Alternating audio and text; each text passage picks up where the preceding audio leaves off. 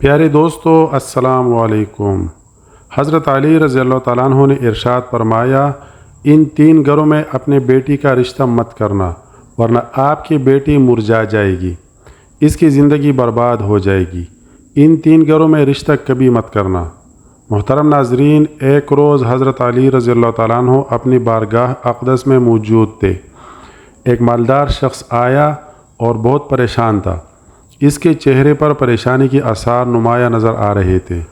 اس نے حضرت علی رضی اللہ تعالیٰ عنہ کی بارگاہ اقدس میں عرض کی، یا امیر المؤمنین، میں بہت زیادہ پریشان ہوں، میرے پریشانی آپ ہی دور فرما سکتے ہیں۔ حضرت علی رضی اللہ تعالیٰ عنہ نے فرمایا، کیا مسئلہ ہے؟ کون سی بات ہے جو تمہیں مجھ تک لے آئی ہے؟ اس مالدار شخص نے عرض کی، امیر المؤمنین، میں اپنی پیاری بیٹی کا رشتہ کرنا چاہتا ہوں۔ ڈر جاتا ہوں کہ کہیں میری بیٹی دکھ اور تکلیف اور پریشانیوں میں مبتلا نہ ہو جائے۔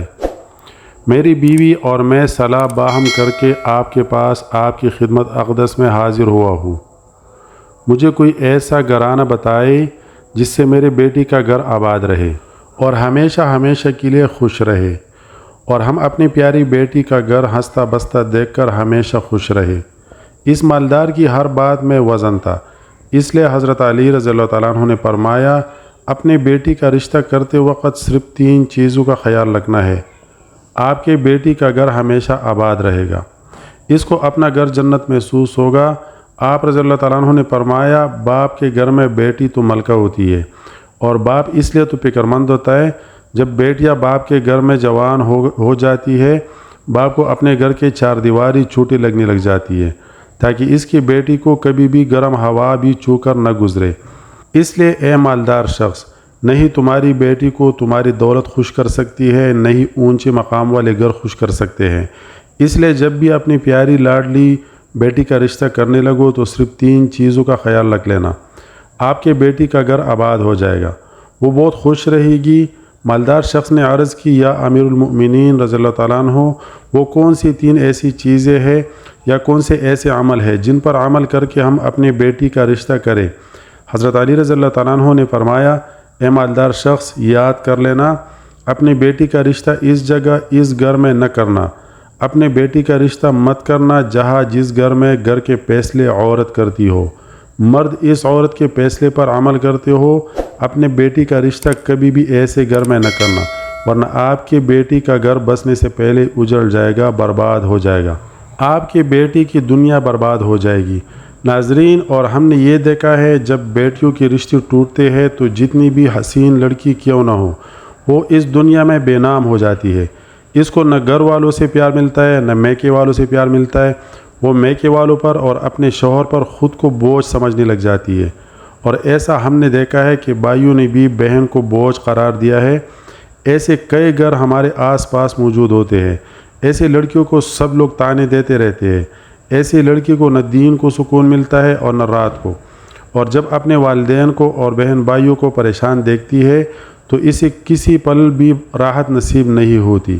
اسے لگتا ہے کہ سارے غم اور پریشانیاں میری وجہ سے ہے، اور آہستہ آہستہ گٹ گٹ کر جینا شروع کر دیتی ہے، اور تک ہار کر یا تو اپنے شوہر کے پاس واپس چلی جاتی ہے، یا اس کی ظلم اور ستم کو زیور بنا لیتی ہے، یا پھر اپنی زندگی سے روٹ کر بیمار پڑ جاتی ہے۔ اس لیے اے مالدار شخص، اس گھر میں اپنی بیٹی کا رشتہ کبھی نہ کرنا جس گھر کے فیصلے عورت کرتی ہو۔ نمبر 2، حضرت علی رضی اللہ تعالیٰ عنہ نے فرمایا، اے شخص، کبھی بھی اپنی بیٹی کا رشتہ اس گھر میں نہ کرنا، اس گھر میں مت کرنا جہاں عورتوں کی عزت نہ ہوتی ہو، جہاں صرف مرد ہی حکمرانی کرتا ہو، وہاں اپنی بیٹی کا رشتہ نہ کرنا، ورنہ تمہاری بیٹی کا گھر بسنے سے پہلے اجڑ جائے گا۔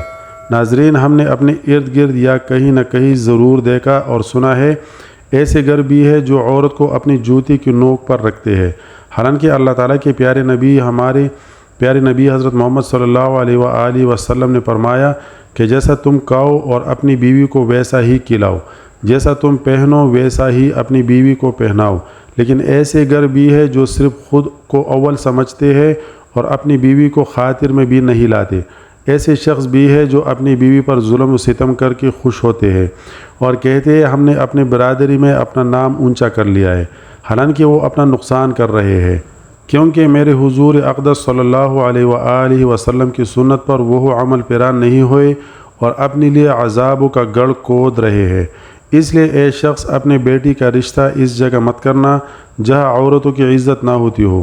حضرت علی رضی اللہ تعالیٰ عنہ نے فرمایا اپنی بیٹی کا رشتہ اس جگہ کرنا جہاں اس کا خاوند اپنی بیوی کے ساتھ نرمی، خوش اخلاقی اور حسن سلوک کے ساتھ پیش آئے، جو اپنی بیوی کے حقوق ادا کرنے میں کسی قسم کی غفلت اور کوتاہی نہ کرے، جو اپنی بیوی کا اس طرح ہو کر رہے کہ کسی اجنبی عورت پر نگاہ نہ ڈالے، جو اپنی بیوی کو اپنے عیش و عشرت میں برابر شریک سمجھے، جو اپنی بیوی پر بھی ظلم و ستم اور کسی قسم کی بے جا زیادتی نہ کرے، جو اپنی بیوی کی خوبیوں پر ہمیشہ نظر رکھے اور معمولی غلطیوں کو نظر انداز کرے، جو اپنی بیوی کی مصیبتوں اور بیماری اور رنج و غم میں دل و جو تیمارداری وفاداری کا ثبوت دے، جو اپنی بیوی کو پردے پر رکھ کر اس کی عزت و آبرو کی حفاظت کرے، جو اپنی بیوی کو ذلت اور رسوائی سے بچائے رکھے، جو اپنی بیوی کو دیانتداری کی تاکید کرتا رہے اور شریعت کی راہ پر چلائے، جو اپنی بیوی کے اخراجات میں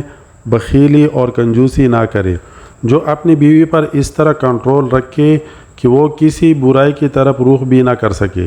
حضرت علی رضی اللہ تعالیٰ عنہ نے فرمایا اے مالدار شخص، تیسرا عمل اپنی بیٹی کا رشتہ اس جگہ کبھی بھی مت کرنا جہاں ان کی کنبہ یعنی ان کے خاندان میں طلاق بہت زیادہ ہو اور گھرانہ جتنا بھی امیر ہوگا خواہ ان کے پاس 1000 اونٹ کی قطار بھی کیوں نہ ہو۔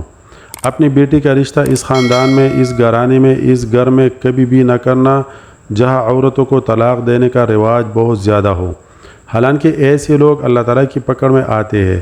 میرے اللہ تعالیٰ کے ارشاد مبارک ہے، طلاق دینا بدترین عمل ہے کیونکہ یہ عمل شیطان کو بہت زیادہ پسند ہے۔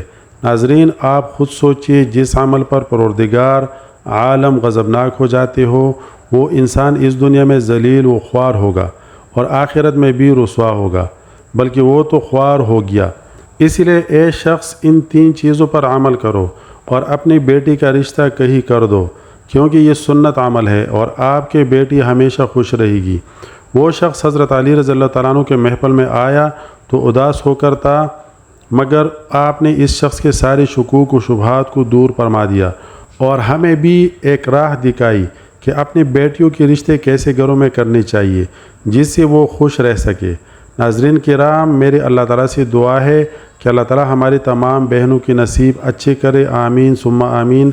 ناظرین، اگر آپ کو ہماری ویڈیوز اچھی لگی ہو تو اسے لائک ضرور کرے اور مزید ایسی اسلامی ویڈیوز کے لیے ہمارے اس چینل کو ضرور سبسکرائب کرے۔ کمنٹ باکس میں اللہ تعالیٰ کے ناموں میں سے ایک نام ضرور ٹائپ کرے۔ جزاک اللہ۔